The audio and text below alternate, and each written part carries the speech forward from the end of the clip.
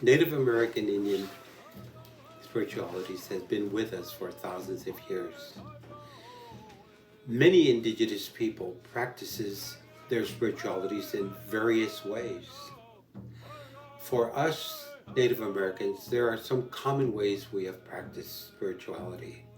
We practice them in roundhouses, in sweat lodges, outdoors, in with family, and we practice them in reverence to their purpose for healing, for joy, for loss.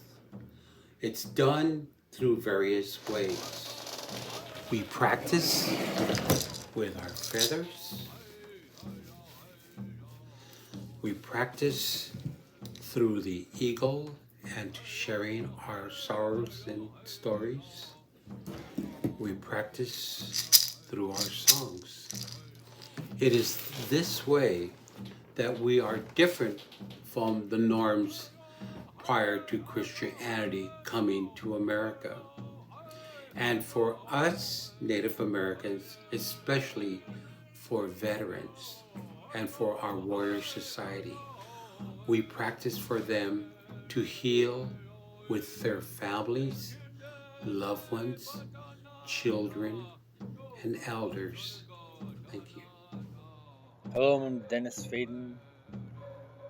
I am a White Mountain Apache tribal member. I am also a veteran of the United States Army. I joined in February 6, 2003, and my end of service was June 15, 2012. I joined the U.S. Army and I became armament turret repair. I did that for 6 years, and then my job was phased out to civilians, and I finished my career as a small arms repair, worked on weapons. Before that, I was working on M1s, Bradleys, and Paladins as the armament turret repair. I deployed 3 different times to Iraq from February 2004 until March 2005. And then my second deployment was August 2006 until November 2007.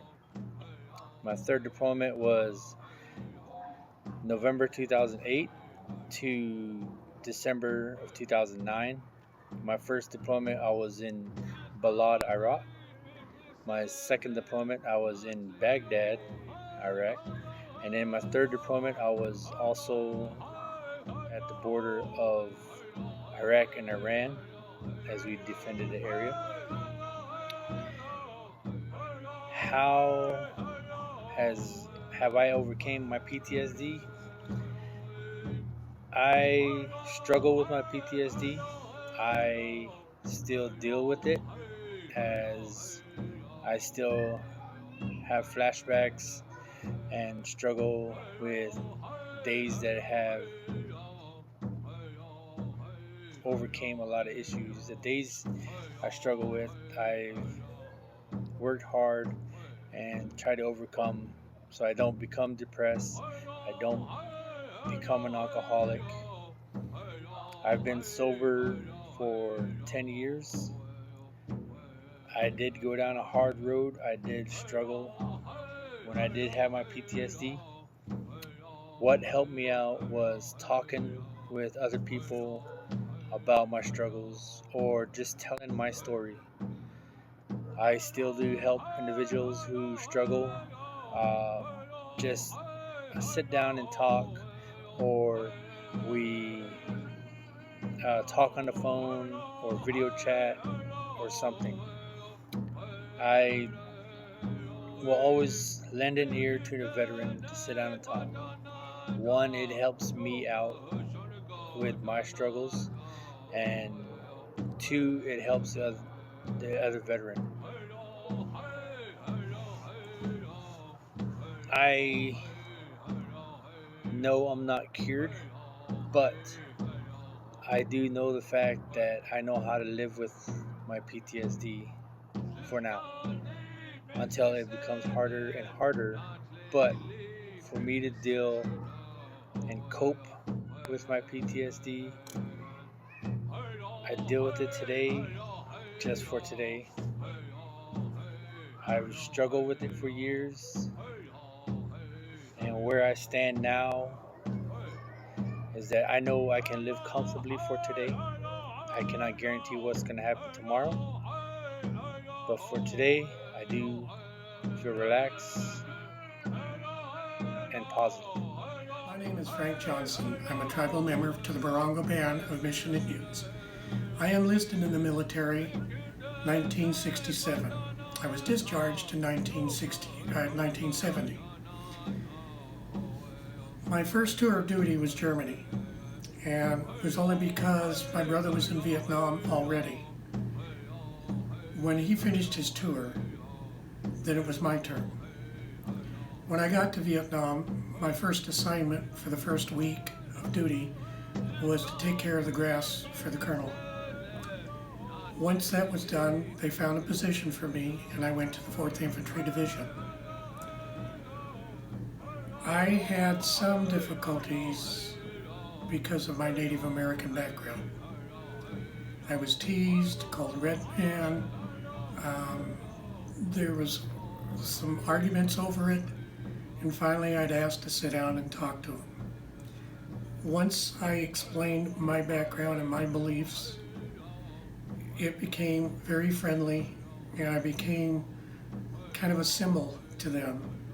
Because of the equipment that I operate, front loader, without my knowledge, they went down and they painted a little Indian head with one single feather in it and called me Little Chief. In dealing with that, I realized that not everybody understood Native Americans and their culture and their traditions. The reason I enlisted was I have a very strong background in my family members belonging to the service. My dad enlisted in the Army. I myself felt that strong urge. So I had volunteered. I didn't get drafted. After I enlisted, my brother enlisted. And he was born a year apart, same day I was. So together with us, I had an older son. I actually am proud to have 2 sons. And my older son had enlisted in the Navy from that same urge of serving our country. Unfortunately, my older son passed away, but he left a legacy behind with his son. And my grandson enlisted in the Army, and it's kind of funny because he was also an engineer. And we really believe strongly in serving our country. We're proud to do it. When I was in the military, I learned a lot of things, a lot more about respect and responsibilities, and the sole purpose of taking care of everything that you do.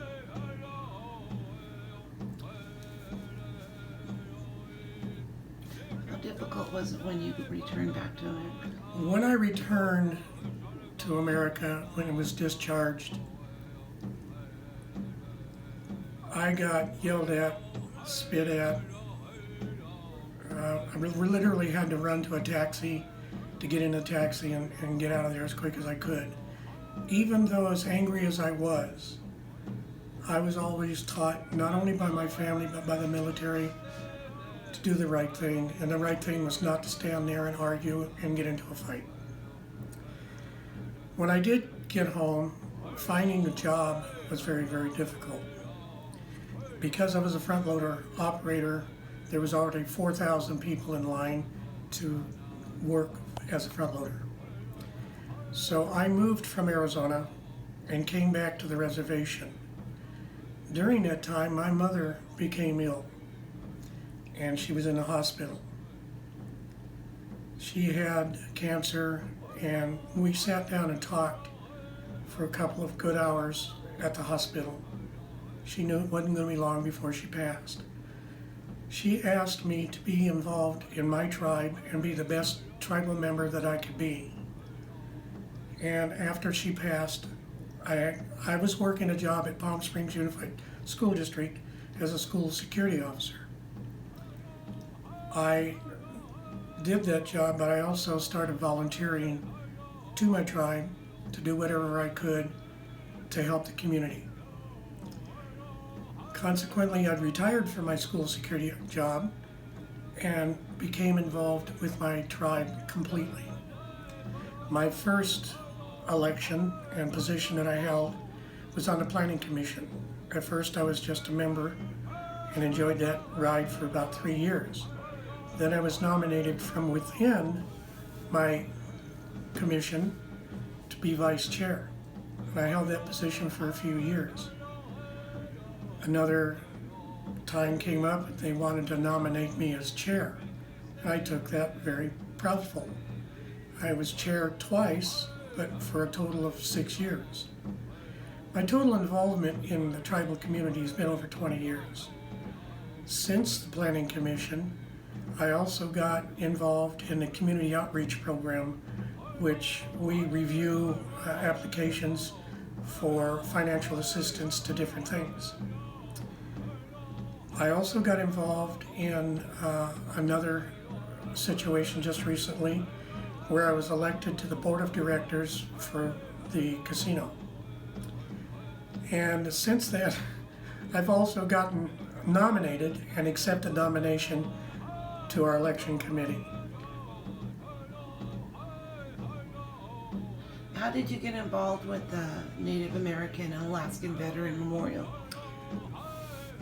Because of my military service, there was a chairman for our tribe who passed away, but before he passed away, he called me into his office to show me a small statue.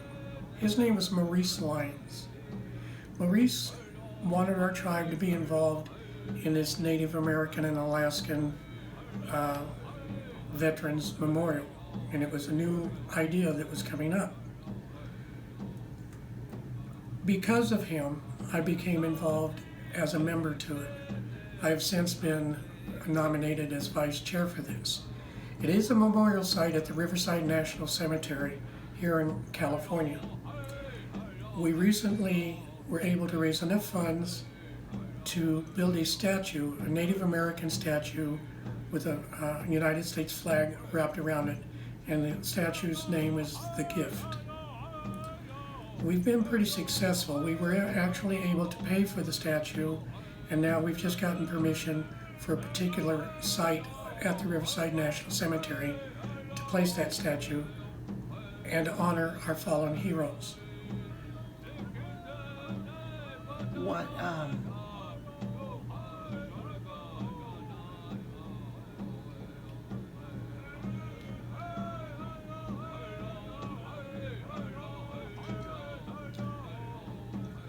The site is different than most. You're able to hold ceremonies there from whatever Indian nation you're from. You've got to remember each nation has their own culture and their own beliefs and their own activities when recognizing their heroes.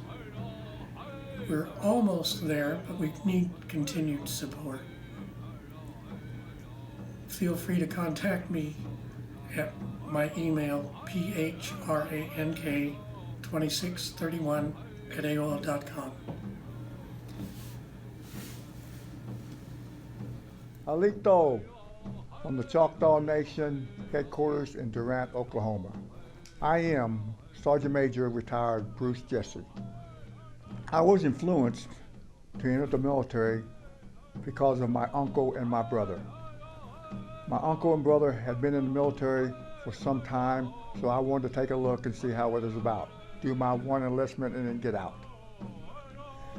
I served in the U.S. Army from September of 1979 to January of 2012. Coming from a small town in southwest Oklahoma, the diversity of folks were about the same as I saw when I entered the service. So it wasn't really a different culture to me as I entered the service and from when I was back home in southwest Oklahoma. I did in fact have a young recruit who was with us who was from a reservation in either Arizona or New Mexico. And he come from a place that he was very shocked. There's a lot of first time things for him. First time flying in an airplane to come to South Carolina. He went to the shower, to the building where we were at. He could not believe there are bathrooms and showers that were in the same building. He was, if you will, overwhelmed about the environment. Although he tried to mix and tried to do the training that was required from him as a military, he just couldn't do it. So he had went AWOL a couple of times. They made me his battle buddy, and it kind of, I don't know what I was supposed to do. At night, we're supposed to be sleeping and getting ready for the training the next day. I was thinking, what I'm supposed to do, strap this guy down so that he doesn't go AWOL again? But he did go AWOL, and hopefully, and he did not come back, and hopefully he returned back to his reservation, and he did well. As I say, the culture in the military was, I was told many years ago, when we talk about social change, the military really was the guinea pig of social change.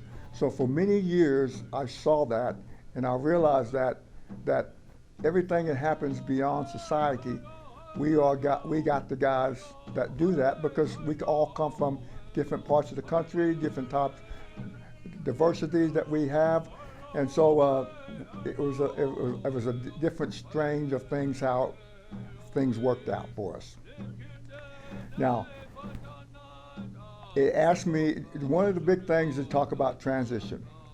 Now, it doesn't matter what job or what profession that you did, when you spend over 32 years in one environment, there is a big time transition for everyone. Some folks transition, they have a difficult time. Some folks just carry on and do what they want to do after they close that chapter. I've had many friends who have retired 20 years or 22 years, and they tell me that they regretted retiring in that early times because they had, at night, they have dreams of going to PT, going to the field, being part of a squad, a platoon, a unit. They miss all those things. Well, I would tell you, after 32 years in the military service, I didn't have any dreams about any of that. I had an opportunity to do everything I wanted to do, and I was blessed to be able to accomplish all those things. If I would tell you, as I grew in rank, and I had a job that allowed me to travel all over the place, whether I visited active units or National Guard units, I was amazed somewhat because I would see young natives who would come up to me and who was surprised, but the pride in their eyes because they had a native who achieved the rank of Sergeant Major. E9 in any service is the highest enlisted rank that you can achieve as an enlisted person. So they were proud. They were very proud that I was one of those. And so as I got an opportunity to talk to those guys, I would ask them how their military service was going, what was the issues they were having, and do they plan to make a career out of this? Most of them were ready to get out after their first enlistment because for some folks, they've never been anyplace else but home and in their surrounding areas. And now they're all over the place and they just miss home. Some just want to try it out, take a look, they saw it, they got to experience the military, and they went home. So it got to be the biggest problem, I guess I realized, that the Native soldiers did very well in their jobs, is that when they were off duty, not on the training schedule, and they had their own time to reflect on things, that they became a discipline problem. And so when you have discipline problems in the military, then you're going to have to suffer the consequences of punishment. So in some cases, they separated on their own as they ended their tour, and some of them sadly got discharged. But it's just a difficult time, and for any one of us, the Army's not, or the military service is not for anybody, for everybody. But you just got to do your best. And I told them, whether you're doing in the military or whatever job that you find yourself doing for the rest of your life, you have to enjoy it. You have to follow the rules and do the things that's best for you and your family. So, on behalf of the Choctaw Nation, Yako Key to all our people's veterans for your loyal and honorable service to our country.